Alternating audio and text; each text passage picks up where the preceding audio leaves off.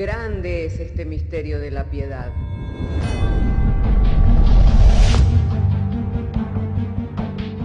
Si se destruyeran los fundamentos, ¿qué ha de hacer el justo?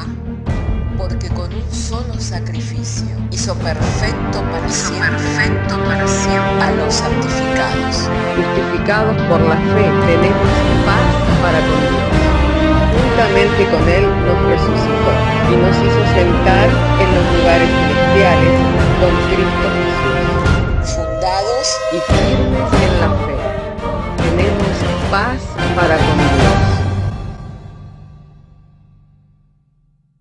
Bienaventurados los pobres en espíritu, porque de ellos es el reino de los cielos. Bienaventurados los que lloran, porque ellos recibirán consolación. Bienaventurados los mansos, porque ellos recibirán la tierra por heredad. Bienaventurados los que tienen hambre y sed de justicia, porque ellos serán saciados. Bienaventurados los misericordiosos, porque ellos alcanzarán misericordia. Bienaventurados los de limpio corazón, porque ellos verán a Dios. Bienaventurados los pacificadores, porque ellos serán llamados hijos de Dios. Bienaventurados los que padecen persecución por causa de la justicia, porque de ellos es el reino de los cielos. Bienaventurados sois cuando por mi causa os vituperen y os persigan, y digan toda clase de mal contra vosotros mintiendo. Gozaos y alegraos, porque vuestro galardón es grande en los cielos.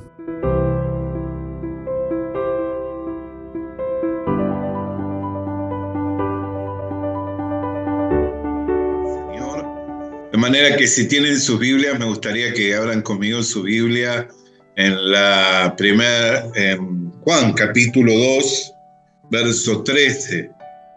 Capítulo 2 del Evangelio de Juan, verso 13. Vamos a estar compartiendo allí de la palabra del Señor. Una vez hallado el texto, si dicen amén, también voy a entender que puedo leer. Estaba cerca la Pascua de los judíos y subió Jesús a Jerusalén, y halló en el templo a los que vendían bueyes, ovejas, palomas, y a los cambistas allí sentados, y haciendo un azote de cuerdas echó fuera del templo a todos, y las ovejas y los bueyes esparció las monedas de los cambistas, y volcó las mesas, y dijo a los que vendían palomas: quitad de aquí esto, y no hagáis de la casa de mi padre casa de mercado.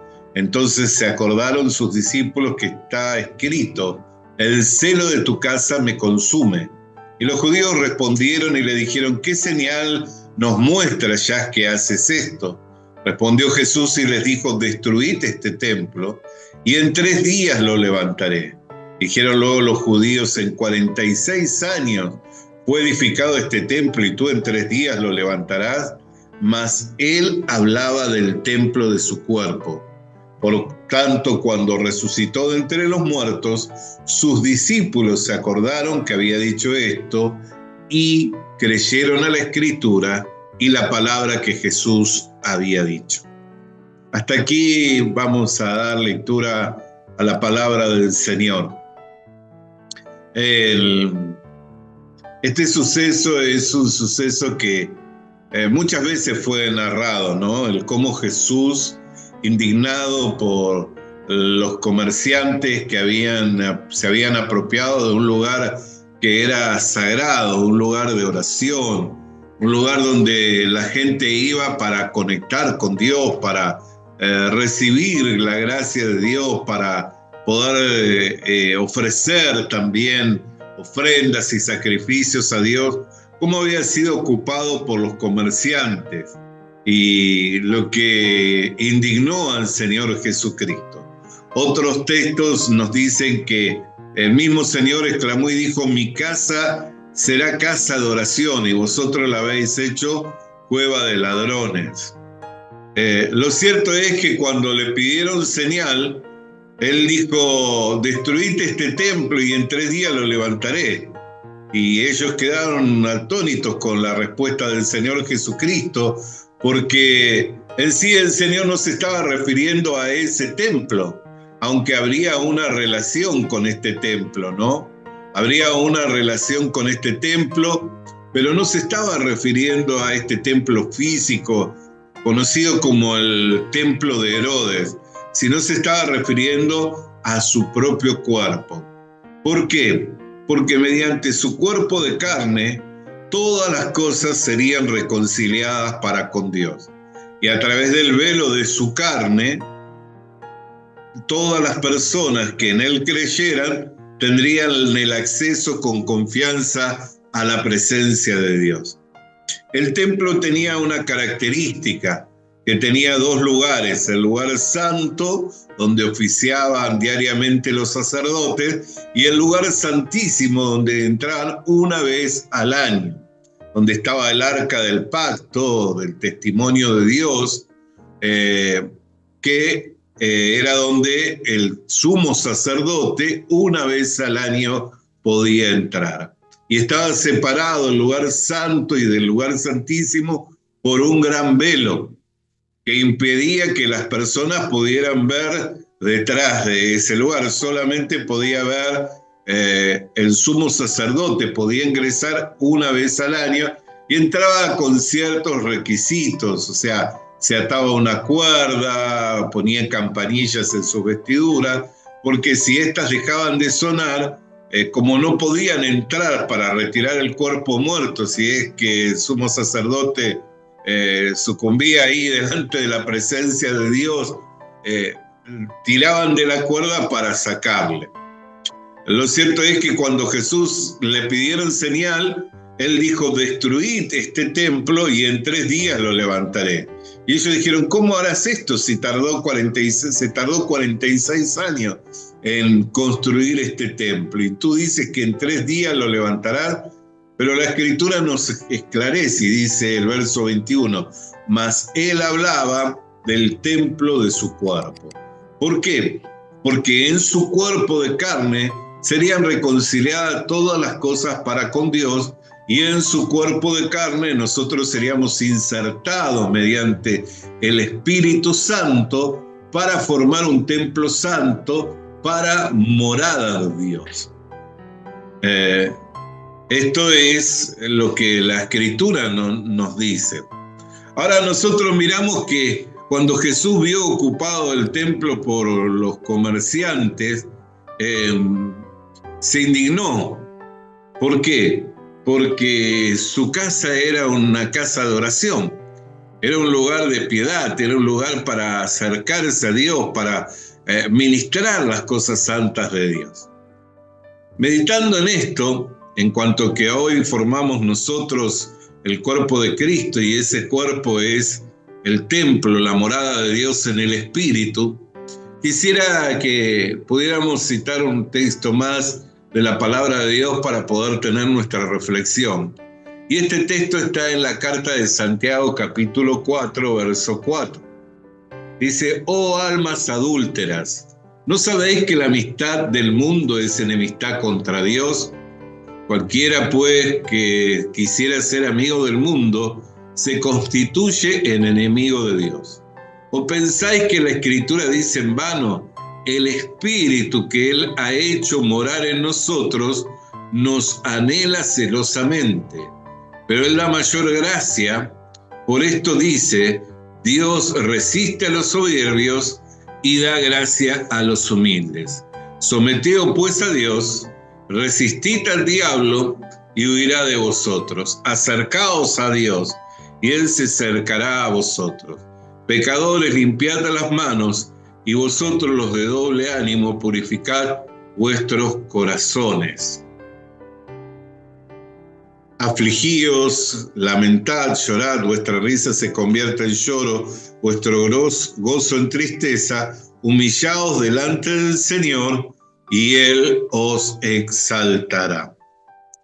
Hoy el templo lo formamos nosotros al formar el cuerpo de Cristo, pero el mismo celo que se manifestó en el Señor en la indignación, el mismo celo que se manifestó en el Señor al estar indignado por la actitud de los comerciantes que habían dejado, que habían convertido la casa de Dios en cueva de ladrones, se sigue manifestando en nosotros. Cuando nuestra vida debiera estar al servicio de Dios y para la piedad, para el ejercicio de la piedad, lo ponemos al servicio del sistema de este mundo. Allí ese mismo celo se manifiesta. Por eso dice, oh almas adúlteras, ¿no sabéis que la amistad con el mundo es enemistad contra Dios? Cualquiera que se quiera constituir en amigo del mundo, ¿qué se hace? El enemigo de Dios. Y esto es algo de lo cual muchas veces ni pensamos, ¿no? Días pasados citamos el pasaje en cuanto que dice la Escritura, y sin razón seré aborrecido, sin motivo seré aborrecido por los hombres.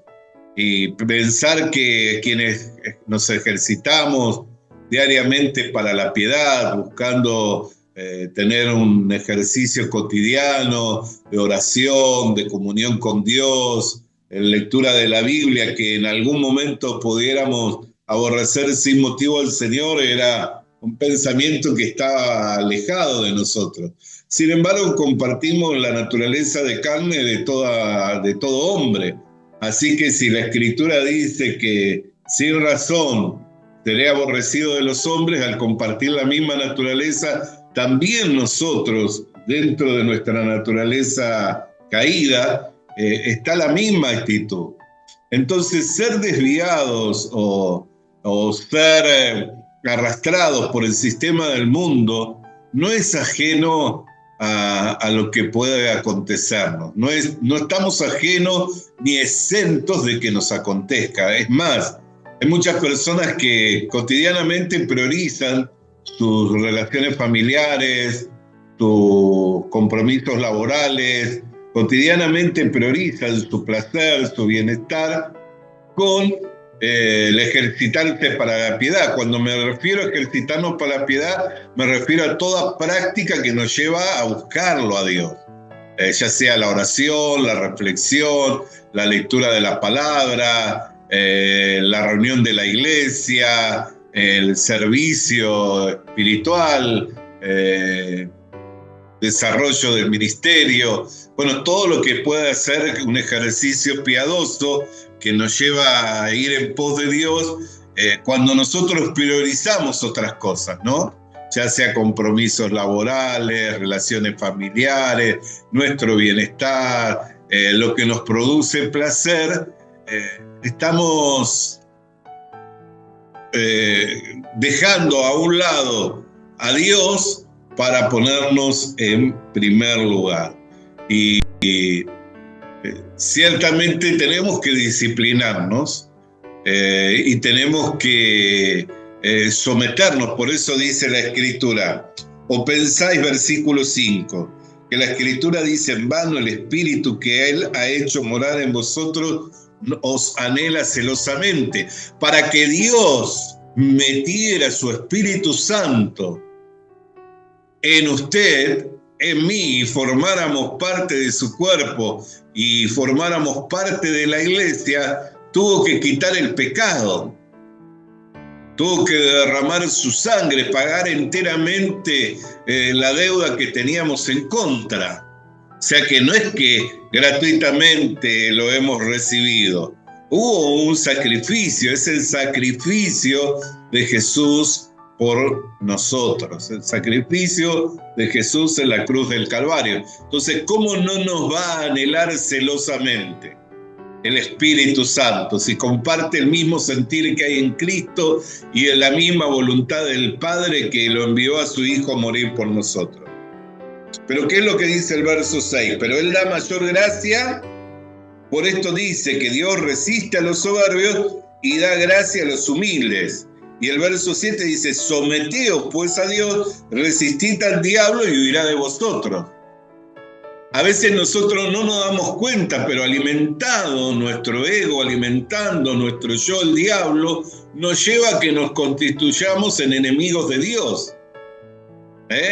Muchas veces hasta nos excusamos, nos pone argumentos en la mente, nos pone pensamientos, nos trae pensamientos a la mente diciendo, no, pero es justo que yo trabaje porque mi familia tiene necesidades. Entonces, si no voy a la iglesia porque tengo que trabajar, es justo. Y eso es un argumento que no tiene fundamento en Dios. Porque la Biblia dice, buscad a Dios, buscad su reino y su justicia, y todas las demás cosas os serán añadidas. Él no es deudor de nadie. A veces decimos, bueno, pero mi familia terrenal también demanda de mi atención.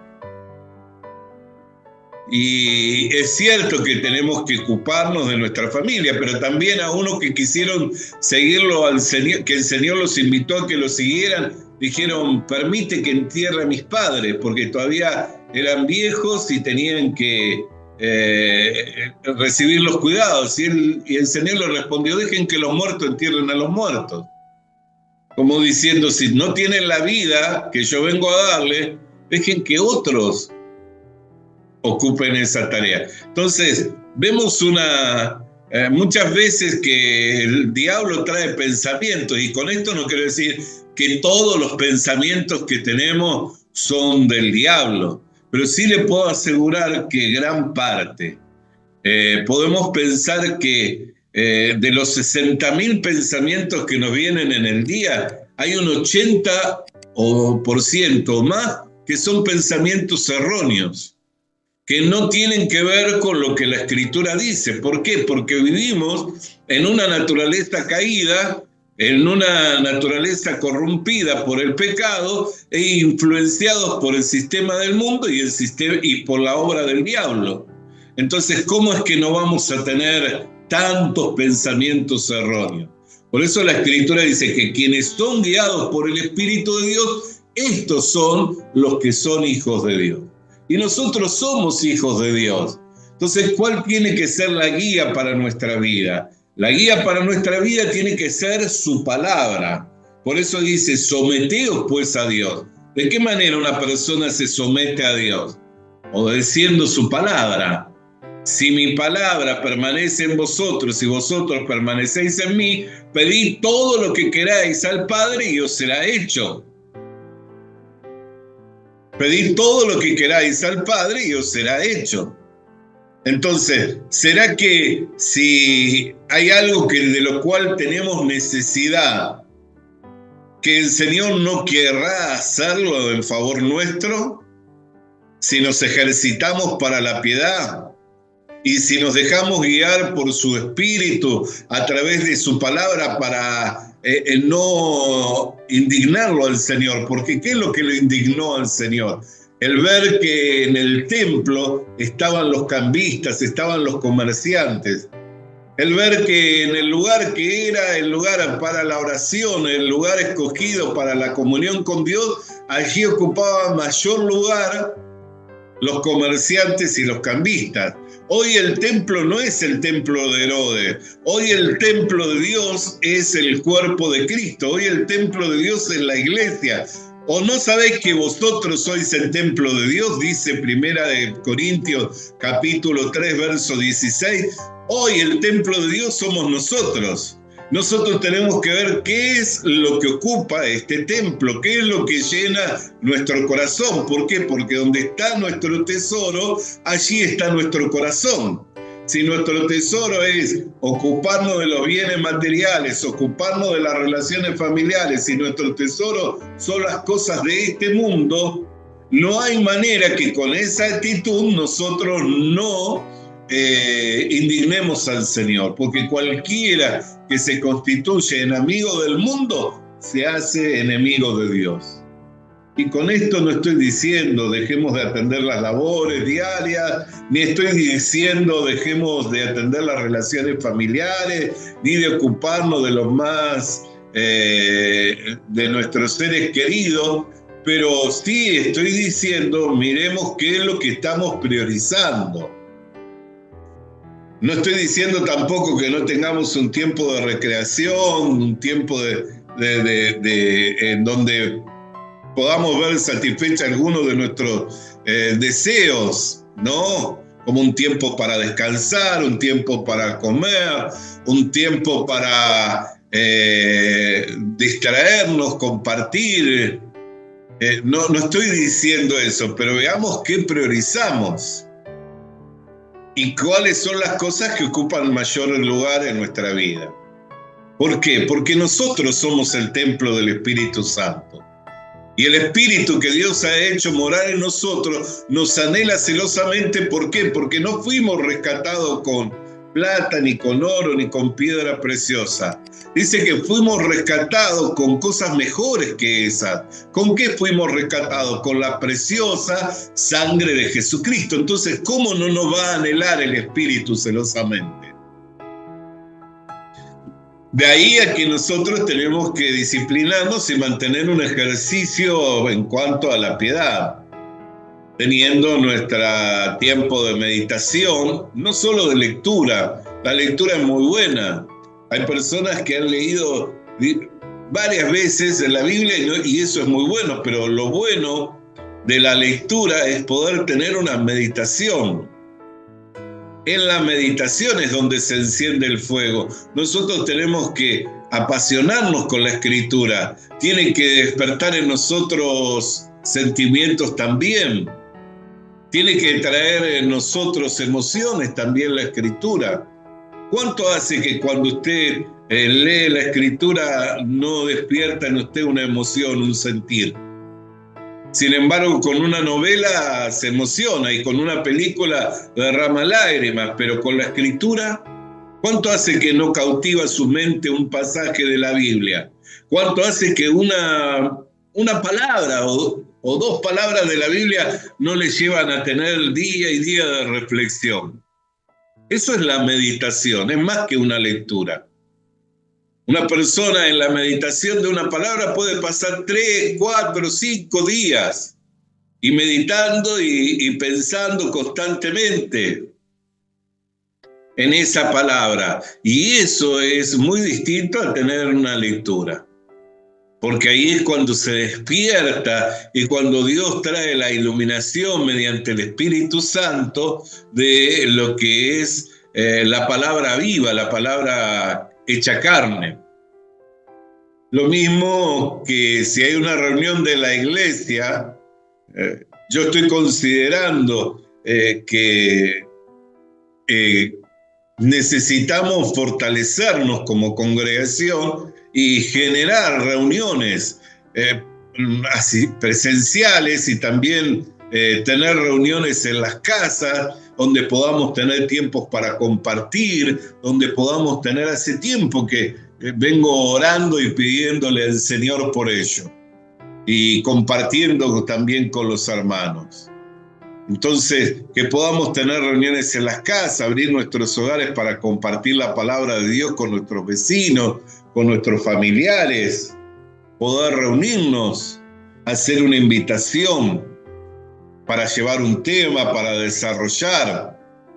Si la gente no quiere o no se siente cómoda asistiendo a la iglesia, tenemos que buscar los medios, la manera en poder llegar con el Evangelio. Nosotros somos pregoneros de justicia, estamos puestos en este tiempo y en esta generación para comunicar la buena noticia del Evangelio. Entonces tenemos que utilizar todos los recursos. Pero si cuando nosotros somos convocados no tenemos la disposición de asistir y priorizamos cualquier otra cosa ante que la reunión de la iglesia, entonces ¿cómo vamos a tener fuerza después para querer invitar a otros o querer generar una reunión donde otros se sientan motivados a venir? Por eso es que nos tenemos que alentar unos a otros, y con esta palabra no vengo a exhortarle a nadie, me exhorto a mí mismo. Sobre todo en estos tiempos, hubo un tiempo en que la virtualidad era una necesidad por causa de los impedimentos que había. Hoy en día sigue siendo una bendición. Hay días que con dificultad no vamos a hacer salir a las personas que están atravesando un quebranto de salud, como la hermana Mariana que está, o la hermana Blanca que está con un quebranto de salud, tenemos esta opción como la virtualidad para poder reunirnos.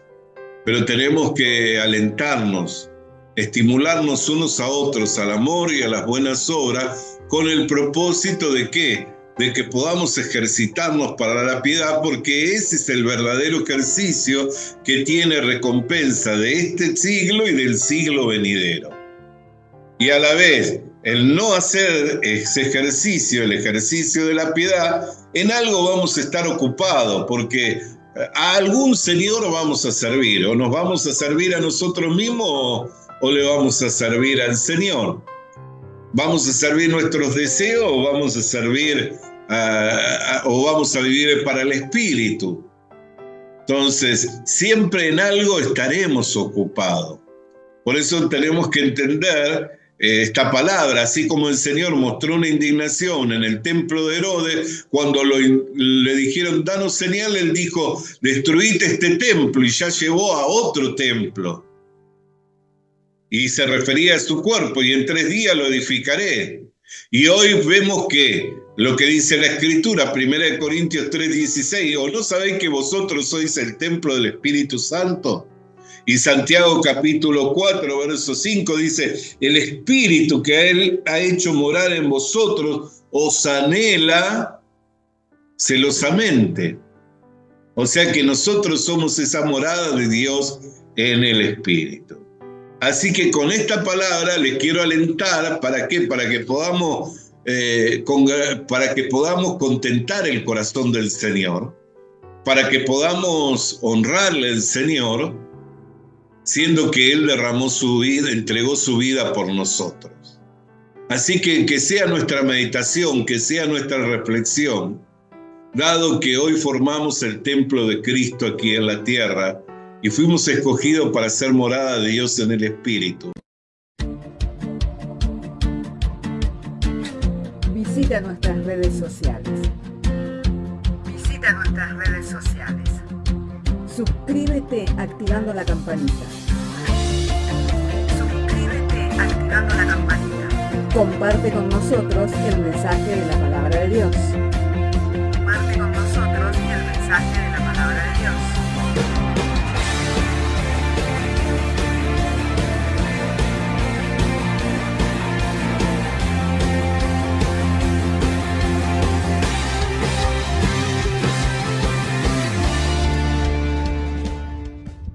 Le animamos a que consiga una Biblia,